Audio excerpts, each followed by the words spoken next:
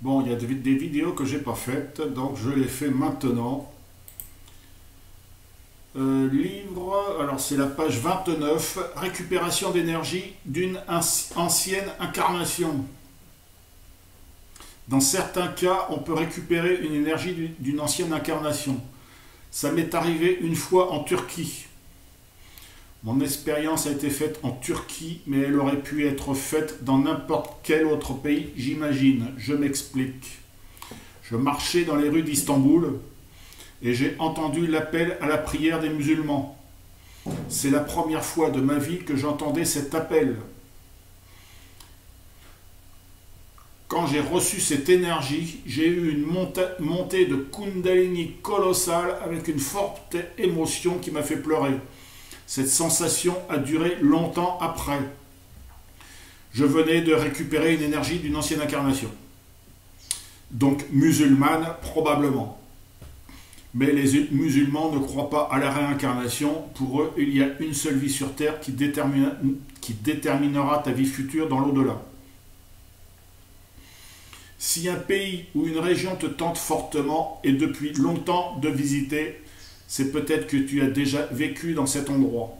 Il convient donc d'y aller pour te rendre compte sur place, pour voir si tu ne peux pas récupérer une énergie d'une ancienne incarnation.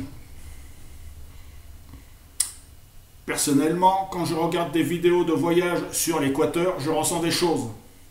Des émotions me traversent et une Kundalini qui passe direct sans que je le veuille.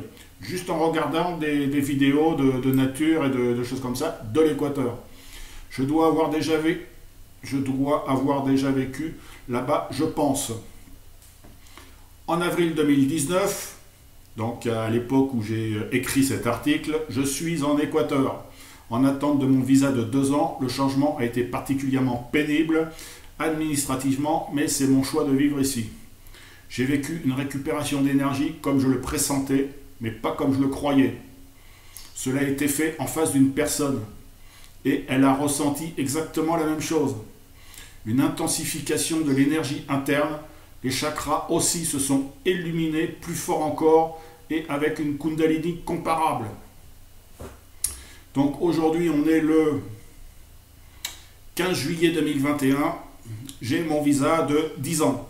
Non, en fait, j'ai un visa de validité permanente et une carte d'identité de 10 ans. Donc là, je suis tranquille pour 10 ans. Pour la petite histoire. Mais j'ai eu aussi d'autres... en Équateur, j'ai eu d'autres sensations énergétiques, notamment à la... J'ai entendu un chant amazonien et ça m'a... le truc de fou, quoi. Kundalini direct. Et je me suis dit, en écoutant ce chant, je dois vivre en Amazonie. Voilà, il faut que je vive en Amazonie. Et c'est ce que j'ai fait. Je vis en Amazonie.